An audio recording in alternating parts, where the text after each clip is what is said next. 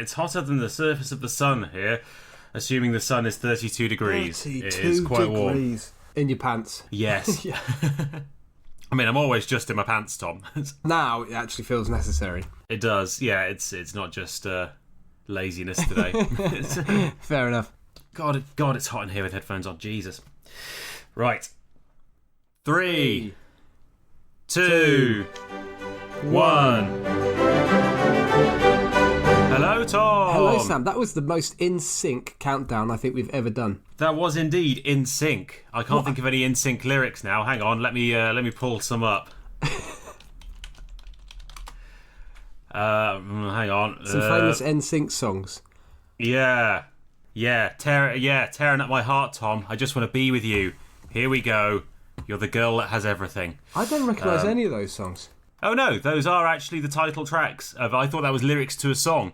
That was in fact tracks of the album NSYNC 1997. Bye, bye, bye, bye, bye. There you go. I know that one. God, we're crap, aren't we? We don't know. God, how disappointing that we don't know too much about NSYNC. Here's an NSYNC lyric that I think we can all relate to that sums up our friendship well. It's tearing up my heart when I'm with you, Tom. But when we are apart, I feel it too. And no matter what I do, I feel the pain, with or without you. Beautiful. There you go. I can imagine you. I imagine you singing that with like a loose white open shirt bellowing out behind you with a vest underneath. Hang on, there's a key change somewhere. Let me just stand up out the bar stool. There you go. Yeah. Classic bot. Yeah. It's like the Take That reunion where they all get up off the bar stools and it's just a cacophony of clicking and groaning. Amazing. How are you doing, Tom? I'm doing very, very well. I'm glad you chose such an uplifting topic this week. Yes, our topic this week is slavery, isn't it, Tom? It is fantastically light-hearted and just inherently Indeed. fun, isn't it? The topic of slavery. I don't know. I managed to find something fun. I tried hard to find something fun, but my research took me down some rather depressing lines, and I was desperately thinking of ways of making it a bit more uplifting. I think I've succeeded. Yes. I started going down the lines of slave rebellions, which succeeded. That's exactly where I was going to go. Slaves who won their freedom. And it turns out that most of the time when a slave rebellion succeeds, quite a lot of innocent people die. That is funny you mention that because that's pretty much the route I went down. I thought, how could I make this a bit more uplifting? And so that's exactly what I did. And so I looked into a couple of incidents of slaves taking over boats, which apparently it wasn't too uncommon, and it was usually when the slave traders got sick. And so a lot of the staff, it's not really staff on a slave galley, is it? Employees. Well, that depends on how you look at it, Tom. Yeah. Phrasing is important in these things. Shipmates. That's probably a better term. Shipmates. If a lot of the shipmates got sick, the slaves often sort of smelt an opportunity and took over. But I started looking into that and I couldn't find any really good documents to get my teeth stuck into. So I kind of veered away from that in the end. I was going to save this till later, but I might do it now. Can I do an honourable mention now? Do it. On the topic of, because I did find a really good story of a slave freeing himself by stealing a ship. Oh. And this is a guy called Robert Smalls, who was a slave kind of under the control, I don't really know what you call it, owned by the Confederate Navy in the US War of Independence, in the US Civil War, sorry. His ship was called the USS Planter, and he was the tillerman. He steered the ship. That was his job on this Confederate ship. And one day, the crew of the ship had nothing to do, so they docked, and the crew went on unauthorised shore leave. And so Smalls basically sent out a signal to the families of all of the slaves who were manning this ship. The slaves took the ship over and stole it whilst the crew were off getting pissed. Hey. Yeah. Sailed it down the river, sailed it through Charleston. Because he was the tillerman, he knew all the correct security signals to give to all the Confederate forts. Right. He basically sailed past all of the Confederate defences, sailed his way off to the Union, handed over the ship and said, I bought you back one of your ships. And he was given military awards. He was given a share of the value of the ship as loot, a very cheap share. But he and I think half a dozen other slaves and their families managed to escape on this ship. And a few years later, he was actually given command of the ship again and became America's first black ship's captain. That's more like it. That's the sort of story we're looking for. Something a bit more uplifting. There we go. There was another story I found as well of a guy called Henry Box Brown, who was another American slave, who escaped slavery by posting himself. Yeah, I read that one. Yeah, that's quite a famous one, I think, isn't it? And he ended up upside down, didn't he, for a large period of it, and almost passed out. Yeah, for like 90 minutes. He was loaded onto a ship, and the box, despite having "this way up" written on it, was put in upside down, and he ended up spending 90 minutes kind of inverted in this box, basically the size of a tea chest, more or less, and he was upside down for 90 minutes until some passengers put the box the right way up again. To sit on it, yeah, they did so to sit on it, didn't they? Yeah. And it's held up in America not only as one of the great examples of slave escapes, but also as a shining example of how efficient the US Postal Service is, because he managed to mail himself to freedom in 27 hours. So one of the earliest examples of one-day shipping. Yeah, excellent. Excellent. And he ended up moving to Britain as well and becoming an abolitionist campaigner. So there you go. Excellent. And a lot of people who survived slavery were actually able to make a bit of money out of selling a story, weren't they? Yes. Yeah, he certainly was. He took his box on tour. Yes, I read that as well, yeah. Yeah. People would literally pay to see any old shit in the 1800s, wouldn't they? It was really boring before TV came along. Yeah, it could have been any box in the world. With my research, I actually started along the route of trying to justify a claim I made in a previous podcast that gingers in Spain... Yeah, that there are gingers in Spain as a result of Spanish raids. I remember this spurious claim. Yeah, and it was totally spurious, I think. So I made the claim. And that's after completely that unlike podcast, us in this history podcast, isn't it? Yeah, I know. After that podcast, I listened to it again and I thought, am I talking bollocks there? That sounds like a bit of historical Chinese whispers. That one of those things you've heard, but you can't remember who you heard it off and you're not actually sure if it's true. So I wanted to go and find out if that was true. I couldn't find any information about it, to be honest. And I think what I quite possibly had mixed up was the Barbary slave trade from around 1500 to 1800. Have you heard about this? Yes. Yeah, so it was all the Ottoman provinces in North Africa. They had huge slave markets. And this was because the Ottomans were obviously Muslims and they couldn't enslave Muslims. So they would raid European countries for slaves, bring the slaves back, and the slaves could work in the galleys, for example. So massive slave trade. Around 1 million Europeans were enslaved by the Ottoman Empire in this manner. Wow. And there were slave raids as far north as Iceland. So there were slave raids in the UK, Denmark, Iceland. Famously, there was a slave raid on the Irish town of Baltimore. I was researching that, and it was just, again, it was fucking depressing.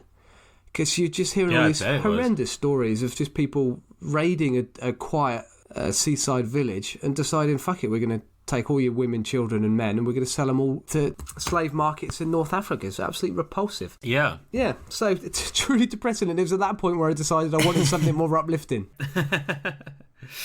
Well, we should say that this episode is going out on the anniversary of the abolition of the slave trade in the British Empire, which came into force on the 1st of August 1834. So that's one of the reasons why we're doing slavery this week. Also because it's just interesting and it's worth talking about, isn't it? Absolutely, in it, yeah. Also amazingly rife throughout history when you start researching it. I don't think I quite realised that probably the last 150 to 200 years in the Western world, wow, is there slavery in many modern countries? Sort of legitimised slavery? Not much in the way of legitimised slavery, no. It's all sort of still black happens. Market. Yeah, there's still quite a lot of what you call bonded or indentured labour. Yeah. Particularly in Russia and China and the Middle East. Yeah. And particularly North Korean labourers who are basically sold and go and work in Russian lumber yards. And a lot of North Koreans and Bangladeshi workers basically sold on contract to build World Cup stadiums at the moment in Qatar and other places. Yeah. So that's, I think, in terms of legal slavery, I think that's pretty much the last bastion of it. Yeah. But there's a huge amount of underground slavery still in the Western world and in the East and pretty much everywhere. But anyway, all fun and games. Doesn't it make you proud to be cheerful, human? uplifting. We're a lovely lot. We're a happy lot. Treating each other with dignity for thousands of years. Yep, absolutely. Right, are you going to do the podcast intro? You haven't done that yet. I haven't done that yet. No, I let it slide this week because we went right into it. But welcome to That Was Genius, the little history podcast in which we discuss topics on a theme each week. The theme is decided the week beforehand, but pretty much everything else is a surprise and completely unplanned. This week's topic is slavery. And as we've gone over already, it's pretty fucking depressing. But no, it won't be. Don't worry. It's going to be a good podcast. Yes, it is going to be a great podcast. It's going to be funny. We're going to sensitively make light of the horrific plight of millions. In that way that only we know how. Yeah. I've got a song in mind. Oh, have you? Yeah. That's depressing. I've got lots of quotes. Oh, good. I've got quite a few quotes as well. I've gone quite saucy this week. You're going saucy. I'm unsurprisingly, Sam, I'm a little bit rude this week as well. Trust us. Hey, trust us. I haven't actually gone rude. I've just gone ridiculous. Oh, fair enough. Fair enough. By my standards, my entry for this week is actually quite clean. Yeah, mine isn't. Anyway, right, should we flip? I've actually got something on my desk I can flip. I'm looking at them now. Oh, go on. Can you remember from the late 80s, early 90s, a cult classic toy called Monsters in My Pocket? I do remember Monsters in My Pocket. Well, I've got a selection of those in front of me on my desk. As opposed to what I've got today, Tom, which is a monster in my pants. Oh. Or are you pleased to see me? For our American audience. Yeah. Right. So what I've picked up one, and it's a little red one, and it looks like I beg your pardon? Hey.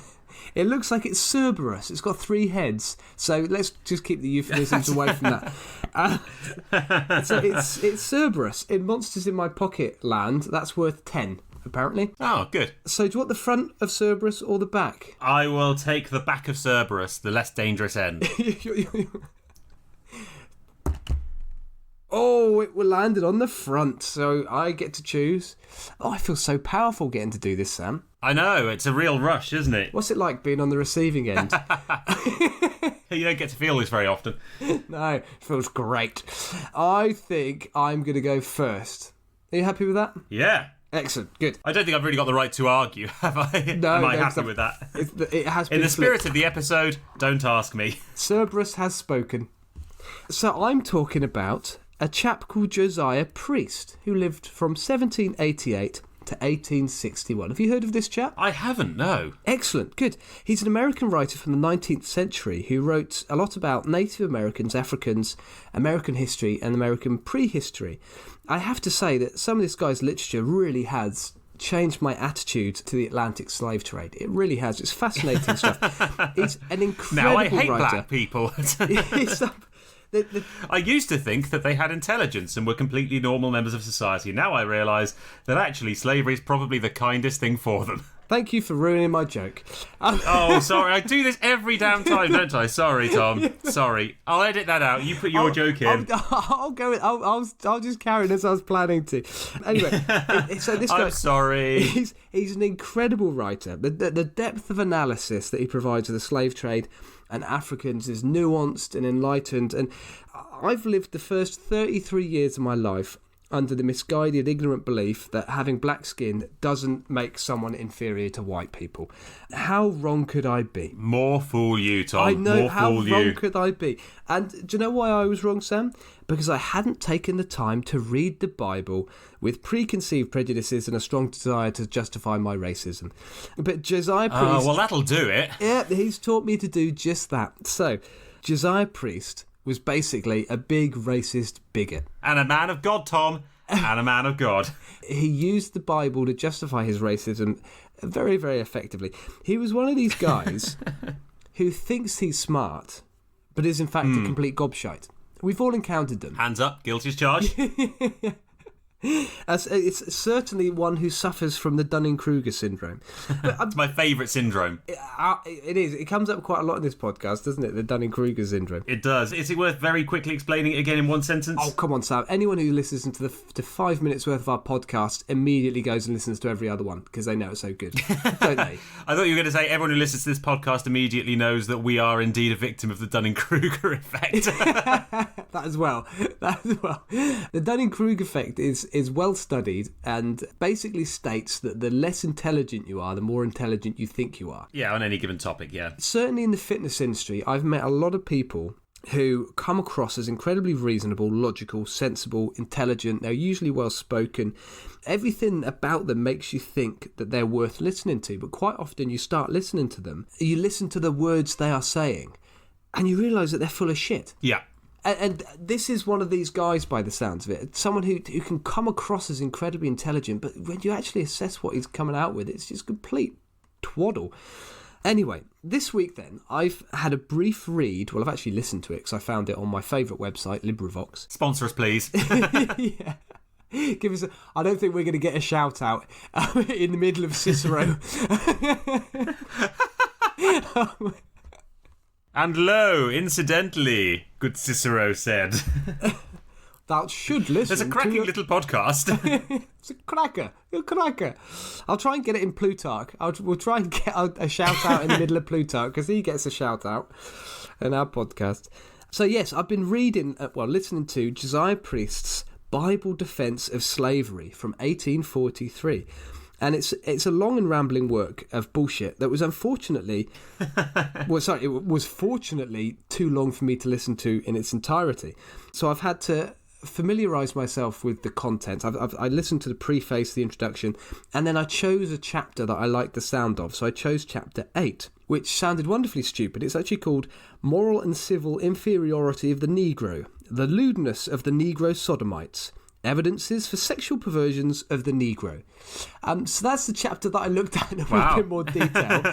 I can see why you went there, Tom. I can see why you went there. Yeah. It's juicy. It's just... I see how your eyes were drawn. Ooh, looks like my cup of tea. Looks wonderful. Right up my alley. I say.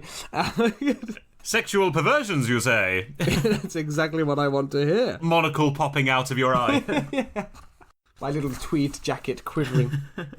This document is actually quite important historically. So, yes, I'm taking the piss out of the fact that it's incredibly racist. But it's an important historical document because it gives a really good insight into the thought processes of Americans who opposed the abolition of slavery in great detail. We've got a few options. We can get really annoyed by the stupidity and dangerousness of this document and refuse to discuss it sensibly, which I've already done to an extent, and I plan also to do again. Or we can be a little bit less emotional about it, discuss it as an historical document, and then take the piss out of it. So I'm going to try and do a bit of both. I'm going to try and give it a little bit of sort of more... Fine, if you must be sensible. I'm going to try and give it a little bit of a sensible assessment. So...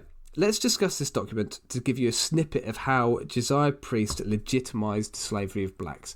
It's firstly worth knowing that Priest is a very literal interpreter of the Bible, and he's also clearly devoutly Christian.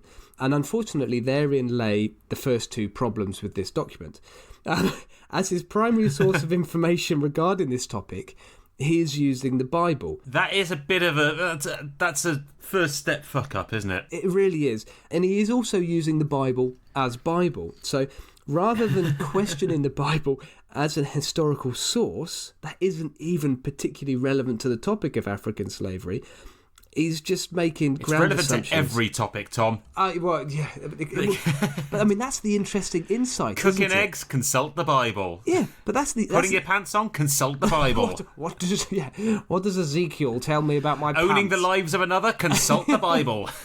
As long as you're not selling slaves in a church, it's absolutely fine. It is an interesting insight, isn't it, that someone will go, first of all, to the Bible as a source of information about anything. Least of all Jesus. And it's just, obviously, bad history. Yeah.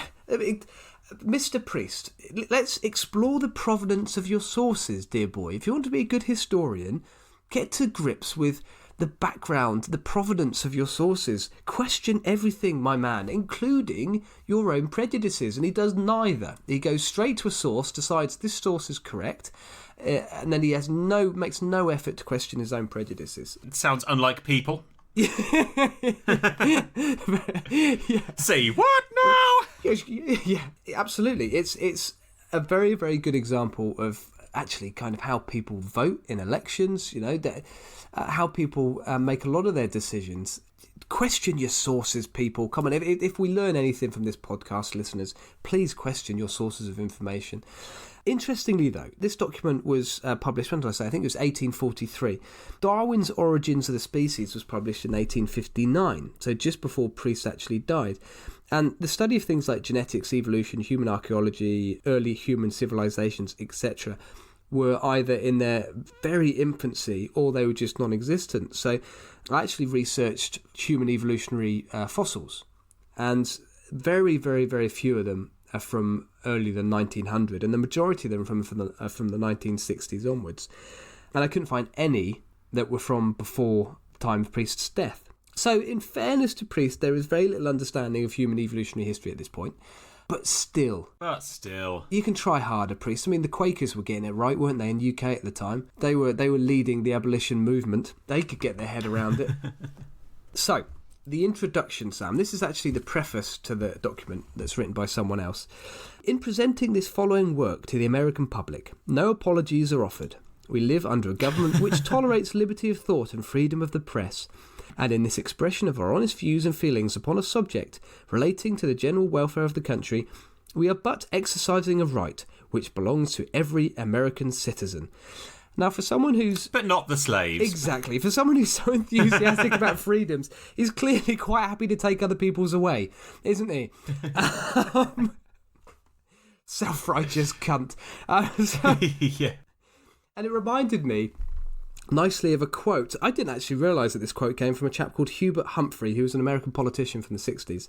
The right to be heard does not automatically include the right to be taken seriously, does it, Sam? That is genuinely my mantra for life.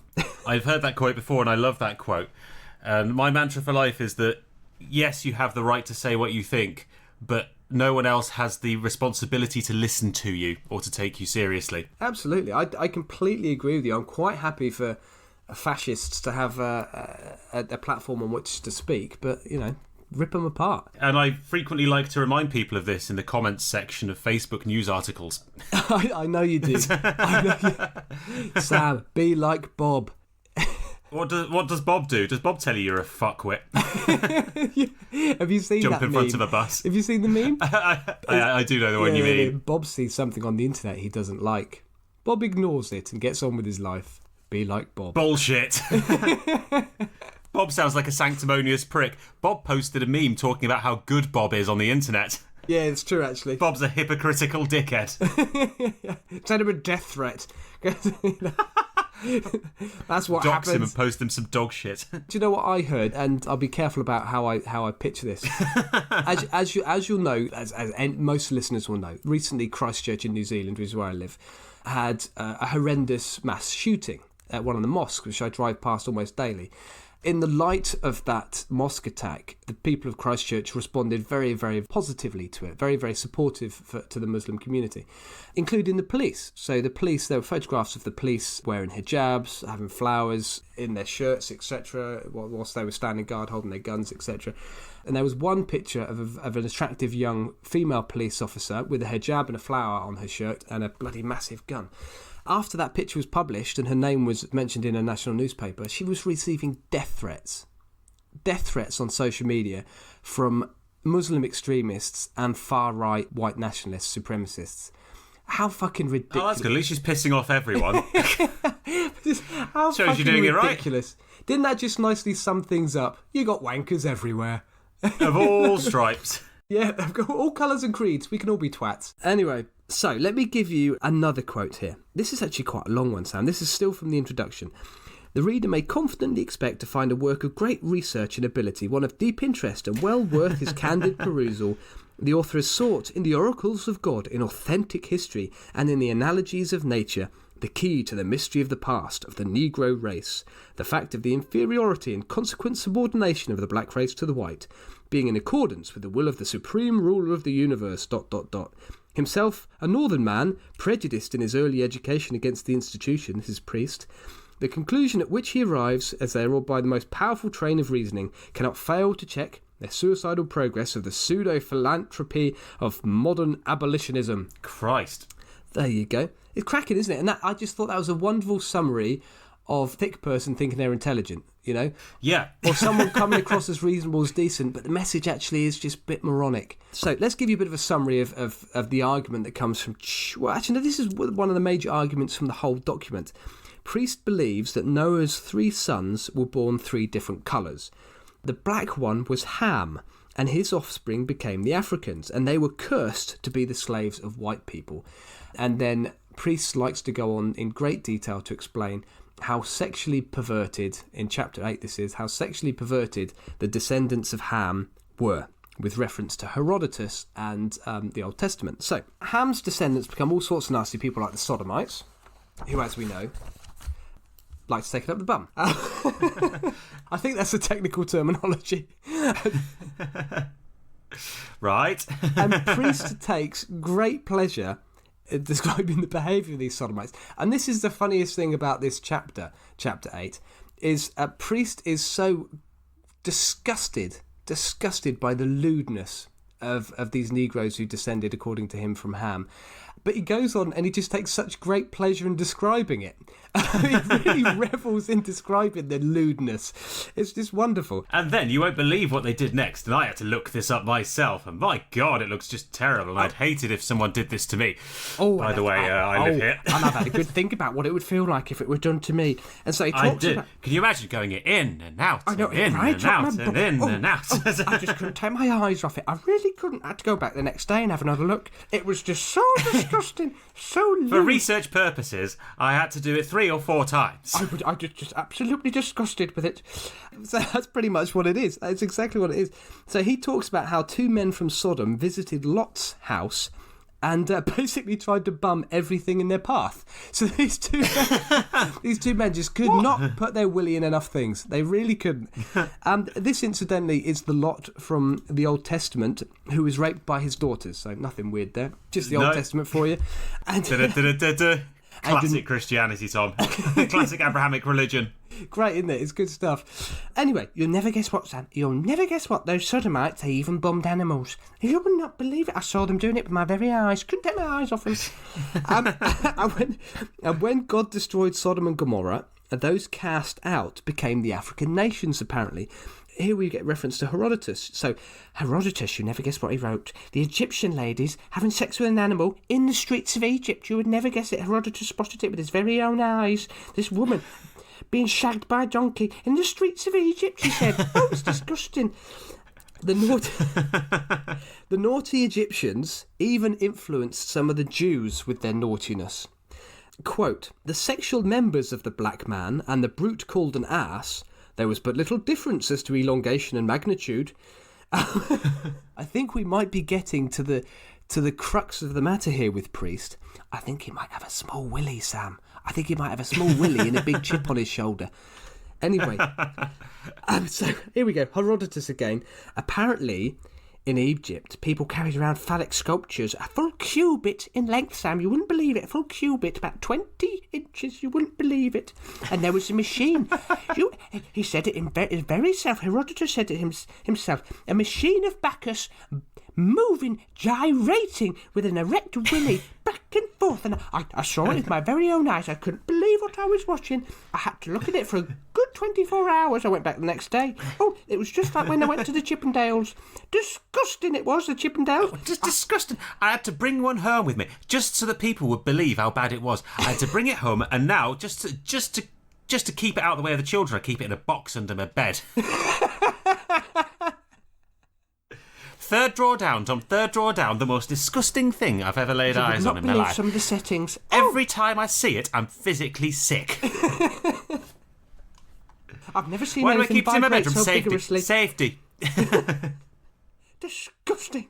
Oh, you would not believe what happens when you put it somewhere. Anyway, so here's another one. In all the southern regions, it is thus promiscuous intercourse of the sexes everywhere prevails among the blacks.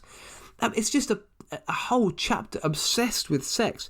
And I'll be honest with you, Sam, I was writing down my notes and I got about a third of the way through chapter 8. I'd listened to it during the week and I started reading through it online. I got a third of the way through it and realised that I'd had enough content to quite comfortably fill my half hour of this podcast.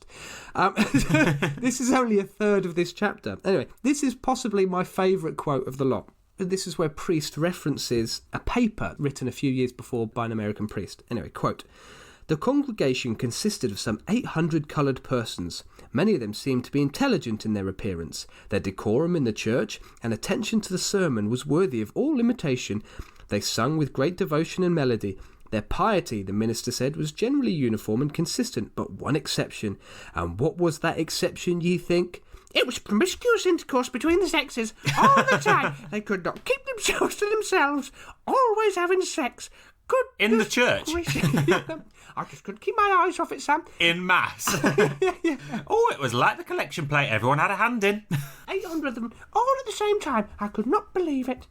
What was this guy on? I mean, people at the time were weird. People at the time were really weird about sex, but this guy seems a bit... Oh, very prudish. A bit strange. I know. He's a bit strange. Like, people just had a weird way... Do you know the story of Kellogg's cereal? Yes, I do. I don't know how we're getting from Sodom and Gomorrah to... But it's just people's weird attitude to sex. So one of the reasons that Mr. Kellogg set up his cereal factory and his big campaign in life was anti-masturbation. And he was a huge anti-masturbation campaigner and believed that by having breakfast cereals, it would take people's minds off. And people in Victorian times just had a really weird attitude to sex. Just have a wank. Just get it out of your system, then have your breakfast. It really doesn't matter. What is wrong with people? You don't need cornflakes, have a wank and a Pop-Tart. It's fine. Jerry Halliwell, she was a Pop-Tart, wasn't she, Sam? You're right, it's very, very, very prudish and Victorian. Very, very bizarre.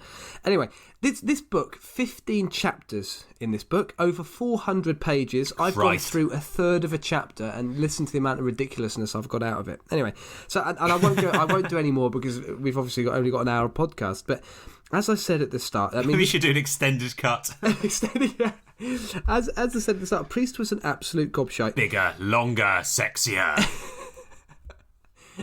I think, to be honest with you, at 400 pages, I think probably 390 of them are Priest going, you would not believe the things I saw. It seems to basically be a Victorian 50 Shades of Grey, doesn't it? Appallingly written sex. I imagine Priest also by someone who doesn't really seem to understand the basic workings of it. He probably had lots of little drawings as well, I bet. I had to draw it. I drew it in great detail just so that I could show other people how disgusting it was. Anyway, so yeah, it's very much in the genre of pseudoscience, pseudo-history, and many of his books were having a good go at Native Americans as well. So he's got some very unpleasant racist stuff about Native Americans, and historically total nonsense as well. So there you have it, an insight into the mind of a racist American from the 19th century who is opposed to abolitionism. There you go. Abolitionism, is fantastic. That a word? Abolition. Abolitioni, abolitionu, abolitionus, abolitionum. Abolitionum. One of the ways is... Yeah. Yeah, one of the ways is right. My 1-year-old likes my Latin-English dictionary. He's always reading it. He's one. Wow. Fucking outstanding genetics, Sam. That's all it is. Outstanding genetics. What's his first word going to be, Tom? What's it? I'm trying to think of the scene from Monty Python's Life of Brian. Romans come. Oh, what's it called? You know the scene, don't you? You haven't used the infinitive. Yeah. To be honest, I couldn't quote that because I've never learnt Latin, and it's quite a thick wall of Latin grammar that comes at you. Yeah. I learnt it apparently to an A-level standard, allegedly, in the space of a year at university, and then promptly forgot all of it. Yeah. Wow. It's actually good fun. It's actually really interesting to learn because it's just very logical. So it's almost like learning maths or something. It's very interesting. So there you have it, Sam. Fascinating book. Very interesting to read, even though I only read a little bit of it. Wonderful. Well, so I've gone saucy as well today, but I decided that I would delve very briefly into some of the more ridiculous claims of the anti-abolitionists in Britain. Excellent. In the run-up to the abolition of slavery, because we tend to think, Britain abolished slavery and the slave trade, and wasn't that good of us? And wasn't that a very noble thing of Britain to do? Kind of one of the first countries in Europe to abolish the slave trade. But it was nowhere near that simple, of course. There was a lot of campaigning on all sides, and there was a lot of misinformation. And I hate the phrase fake news, but there was an awful lot of propaganda and bullshit being spouted around. To be honest, by both sides, although I think the side who was saying slavery is bad probably had the slight edge in truth. You can give them a bit more slack, can't you? Give them a little bit more slack. Yeah. They're on the right side of history, aren't they, really? They're on the right side of history, yeah. But there was an awful lot of debate around at the time over this. Obviously very tricky, Tom. A very tricky moral conundrum over whether it's right to fucking own someone. A fellow human being, exactly. Yes. Yeah. And for every petition and piece of evidence about the horrors of the slave trade that was put forward, there was an equal and opposite piece of evidence from pro-slavery campaigners, largely under the organisation of a group known as the London Society of West India Planters and Merchants. So at least their name is, their name says what they're about. It's not like, Freedom Inc. or whatever bullshit organisation is trying to get abortion cancelled in any given country at any time. Yeah. But anyway, the evidence that they put forward is quite often batshit crazy or just totally false. There was even a pro-slavery musical, Tom, that was put out at the time. Excellent. I'm going to mention this briefly before we get on to the kind of the more serious written evidence. Serious, funny, but serious. And one of the musicals was called The Benevolent Planters, and it featured two lovers captured as slaves who were then reunited by their friendly neighbourhood plantation owners and realised life was much, much better in the West Indies than at home. Yeah, on the plantation. Yeah, and I've actually got one of the songs here for you, Tom, so I'm going to sing you a little ditty. It's now time to make a change. Just relax, take it easy, take this shovel, oh what fun. Just ignore the men with guns. Find a field, cut some canes, release the hounds if you escape. Look at me, I'm nearly dead, in a rat-infested shed. I was once like you are now, and I know that it's not easy to be calm when you're shackled in a hovel.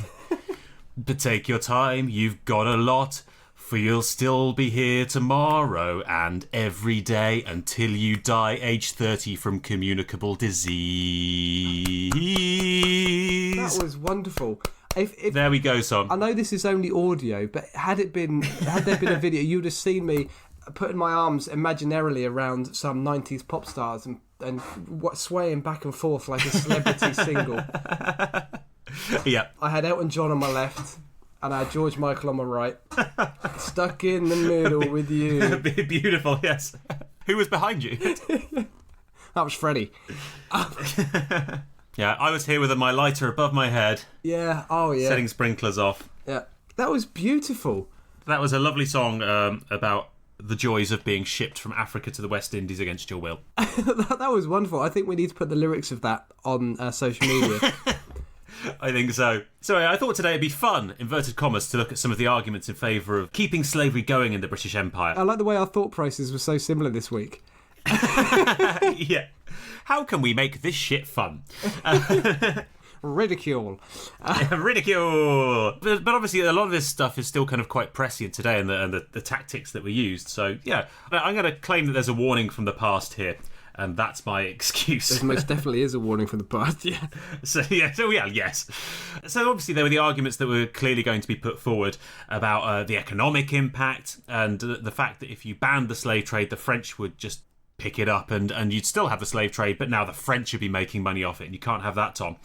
Ironically, one of the big campaigners for the economic argument, something you wouldn't have thought of, it wasn't just plantation owners and ship owners, Tom.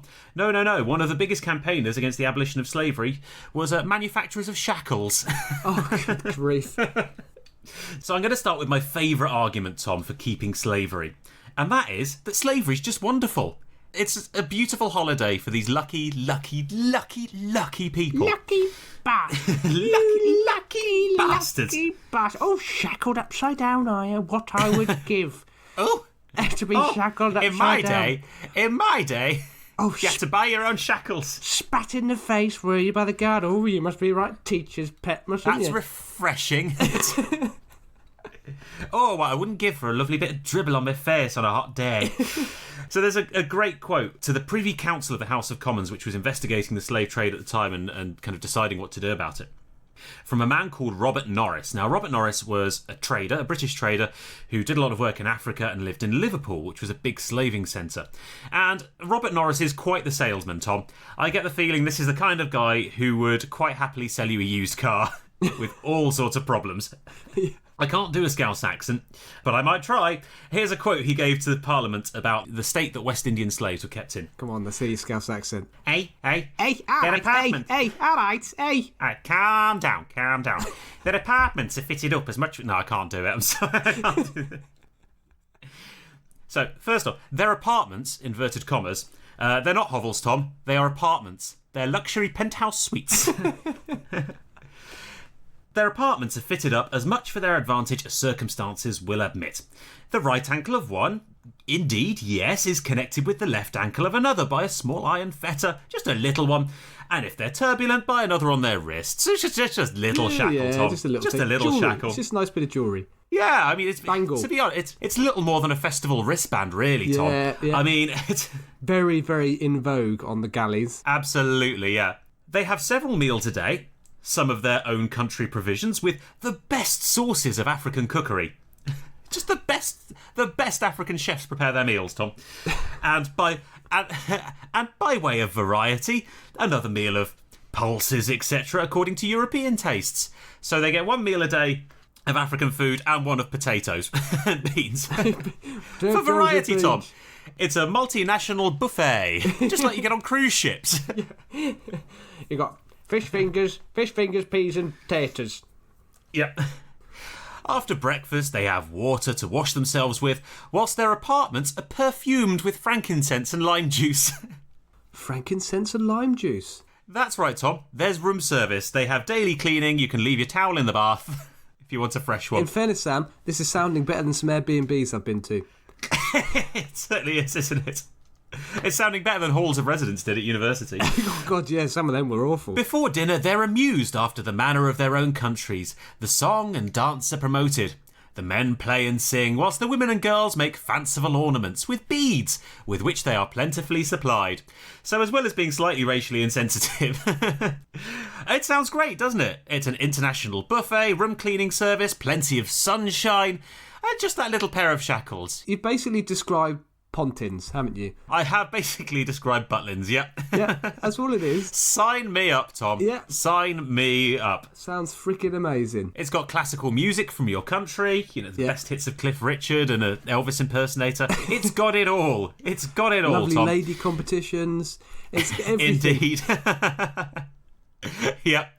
Especially when you consider what those lucky bastards in the West Indies, Tom, would have been faced with if they'd been allowed to stay at home in Africa rather than being given this great once-in-a-lifetime holiday. Opportunity. In fact, it really is a once-in-a-lifetime holiday because it lasts your entire lifetime, short as that's going to be. So here's another quote, Tom. Here's old Robbie Norris again. By the way, Robbie Norris is about the most Scouse name I can think of. Telling him... Hey, Robbie Norris. Hey, my name's Robbie. Robbie Norris. So here's Robbie Norris again, telling you that odd grinding noise from the transmission of the car he's trying to flog you is completely normal. Here's an account of what life was like back in Dahomey, which is a kingdom which is part of modern-day Benin. The king of Dahomey is absolute master of the life, liberty and property of every person in his kingdom. And he plays them with the most savage and wanton cruelty, Tom.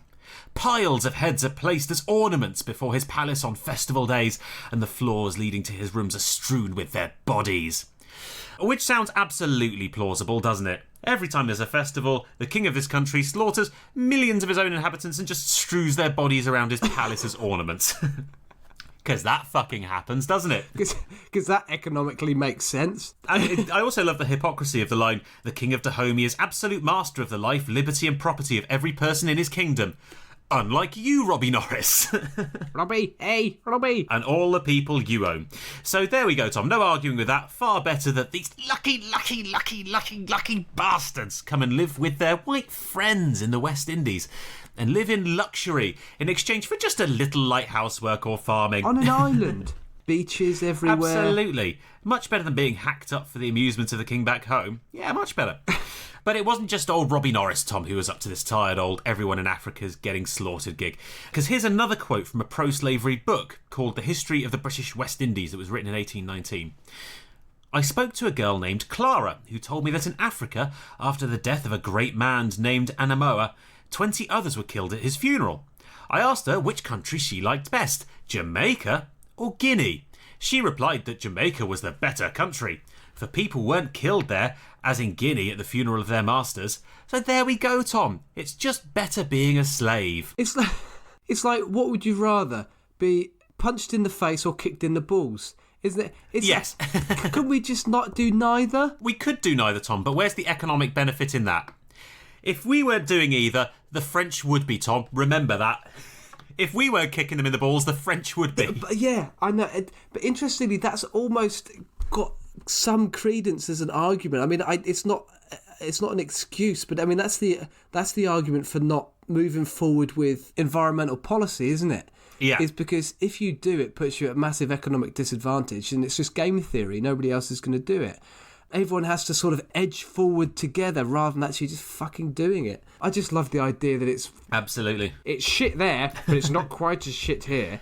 And all we're doing, Tom, in exchange for that little bit of less shitness, the act of charity of giving them a little bit of shitness, is just asking them to repay us by working for their entire lives in a field whilst living in a hut. Yeah. No freedom. That's it. Yeah, that's all. Fuck's sake. That's all. Oh dear. So there was another argument put forward, Tom, which I particularly like, which is that actually black Africans are far superior people, and that puny Europeans just couldn't hack life in the West Indies, and so that's why, Tom, you have to have the Africans come and do the work for you. Yeah, this is one of Priest's as well. This is one of his arguments. That actually they're just better than us. They're better than us, so they should probably be slaves. Yeah. It's a logical progression, Tom. A logical progression. I've got another quote from a petition to Parliament by a guy called C. Spooner. I couldn't find out what C stood for in 1789. Yeah. Ooh, cunt Spooner. No. Oh, yeah. You would not believe what they did with their spoons. Or as we call them today, Tom, a gynecologist. One who performs smear tests. Yes. C. Spooner's modern equivalent, Gareth Gynecologist. Dear me. That would be a great name, wouldn't it, for a private gynecology practice? Cunt Spooners. What would Cunt Spooner look like? Would he have like a big moustache? Oh. Yeah. Right. So anyway, Mr. Spooner said, the value of the lands depends on the cultivation of them by means of Negro labourers, and that it continues to be the practice of all the nations of Europe and the West Indies to employ Negroes only, founded on experience that Europeans will soon sink under the inclemency of the climate. So there we go, Tom. It's a job that whites just can't do, because they haven't got the constitution for it. Not strong enough, Tom. As opposed to those black people. Yes. With their sexual perversions and their intellectual inferiority. Our friends, Tom. The intellectually inferior black people who must therefore keep as indentured servants. And now we've got a quote, Tom, that I'm really excited to share with you, because you've got the letters to the newspapers, Tom, at the same time, from concerned individuals. Oh, this is going to be Angry good. of Hull. Full balls to the wall, Daily Mail comments section side. This is going to be brilliant. I came across this letter in a newspaper. It's from 1789 in the Gentleman's Magazine, which was a newspaper that it wasn't pro-abolition, but it wasn't anti-abolition either, so it carried letters from both. And this has got it all, Tom. This has got the, they should be so lucky, they love it, lucky bastards, not intelligent enough to do anything on their own. This has got it all, Tom. This is absolutely fantastically awful. And it finishes with just possibly the best line imaginable. But I will save that for the end. It's quite a long quote, but I make no apologies for it because it's brilliant. I've lost the name, but it was something like N. Planter from the West Indies. It was a kind of a pseudonym, a non-name. The scheme for the abolition of the slave trade is, in every view of it, absurd and impolitic. It's founded on a mistaken notion of humanity, or rather just on ignorance, folly, and enthusiasm. The Negroes of Africa in their native country are absolutely useless in the great scale of human society. They're incapable of refinement, arts, or sciences. The only way to promote their civilization and to make them serviceable in their own generation and happy in themselves, it's for their own good, Tom, is to introduce them to a state of activity and industry. Man was not designed for a life of idleness, Tom. An idle man is a wretched creature. A Negro removed to the West Indies is placed in a climate much more agreeable than the burning plains of Africa. His work in plantations isn't harder or more oppressive than that of any common labourer in England, such as miners or blacksmiths or pivors or scavengers, coal heavers or anyone else, whose situation is viewed by those very humane and compassionate people who are advocates for their African brethren without the least concern. The vulgar, these people, are influenced by names and titles. So instead of slaves, let the Negroes be called assistant planters. There you go. And we shall not then hear such violent outcries against the slave trade by pious divinees, tender-hearted poetesses, and short-sighted politicians. So there we go, Tom. Don't call them slaves, just call them assistant planters. Give them a name badge. That's all they want. Give them a name badge. I was going to say, we've both worked in retail before, and as anyone who's worked in retail as a store assistant knows, it's not a title that makes a bad situation better. Having the word assistant tacked onto it doesn't make you better paid or any more respected. Or indeed paid at all. What the fuck is he going on about? So there we go, Tom. Slavery's the kindest thing for them because they wouldn't be doing anything except sitting around in the baking desert sun in Africa, would they? So they might as well have a lovely life in the West Indies where they're going to be treated much better than poor people at home. And if you're really het up about it, we'll change the name. We'll make them apprentice field hands. How does that sound? Or you could just leave them alone. Or you could just leave them in Africa. Yeah. You could just not have loaded them against their will onto ships. Yeah. Oh dear. But there we go. And that's interesting because that brings up another argument, which is another one that was really popular at the time. And there's loads of cartoons that were published about this, and because they were cartoons, you can kind of tell they were geared towards poorer members of society who maybe weren't quite as literate. And this argument was that all of these pious politicians, look at them caring about these black Africans in the West Indies. What are they doing for you, the working poor of Britain? Eh? Why don't they care about you working in the mines and doing all of this? And this was a classic argument, which is still used loads today, completely ignoring the fact that it's the same fucking industrialists who own plantations and factories in the UK. Yeah. It's the same people dicking on you. Yeah. But yes, there we go. Those are just some of the arguments, batshit crazy arguments put forward by people who are in favour of the slave trade. Fortunately, obviously, the slave trade was abolished, although I made a joke there about apprentice field hands, and actually that was a loophole that plantation owners employed for several years afterwards, was to free the slaves and instead hire them as unpaid apprentices. Right. Which was a loophole that lasted for about another 4 or 5 years after the abolition of the slave trade until it was finally closed. Oh, dearie me. So there we go, Tom. Some of the cuntish arguments that were put forward for keeping slavery. I think it makes you, or what it made me think looking into this, is the things that were, and actually have been accepted practice throughout human history and throughout the world. So slavery is actually the norm in human history, isn't it? For there to be vast amounts of slavery in society. It is. The horrendous Atlantic slave trade is something in the region of 15 million people in the space of a couple of hundred years were shipped to America. Yeah, something like that, yeah. Incredible scale. But it was actually built on an established slave trade, wasn't it? And we discussed the fact that the Ottomans had slave trade in North America as well as the Europeans. Everyone was doing this horrible thing. It makes me just think, what are we doing now that we don't realise is actually really quite unpleasant, and in 200 years' time, people are going to be looking at us going, you fuckwits. Podcasting.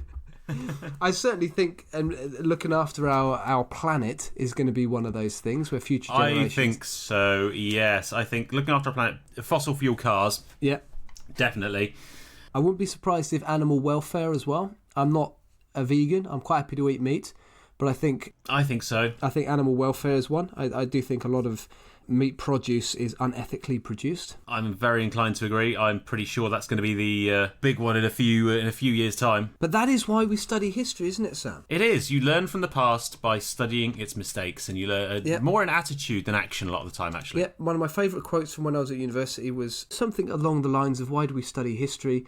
Because we learn through our own experiences, and the study of history expands our own experiences with those of others. There we go. Yeah, That is probably the most intellectual thing that's ever been said in this podcast. I'll follow it up with a belch. Hold on. Is that better? Thank God for that. I was starting to sweat. The podcast yin and yang is now back in balance. Thank you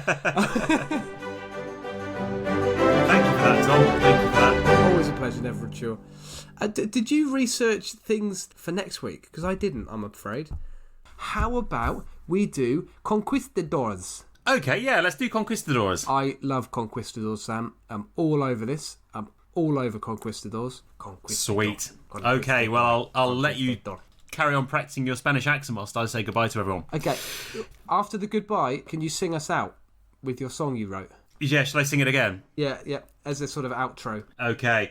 Well, thank you so much for joining us this week. I hope you have enjoyed this podcast. If you have, please do leave us a review on iTunes Podcast or your podcasting app or platform of choice. It really makes a huge difference. And the only thing that makes more of a difference is to tell your friends about us. So please do share us on your social media platforms. Tell your friends all that lovely, lovely, lovely stuff. And we will see you again next week for a delving into conquistadores.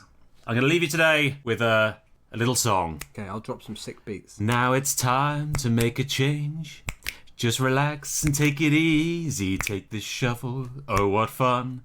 Just ignore the men with guns. Find a field, cut some canes. Release the hounds if you escape. Look at me, I'm nearly dead. Locked in a rat-infested shed. I was once like you are now, and I know... Where's my backing vocals, Tom? And it's not easy to be calm. Just hum. To be shackled in a hovel. Oh, take it tight. You've got a lot. But you'll still be here tomorrow and every day until you die age 30 from communicable disease. Communicable disease. Insert 1990s Microsoft PowerPoint applause. And Star White.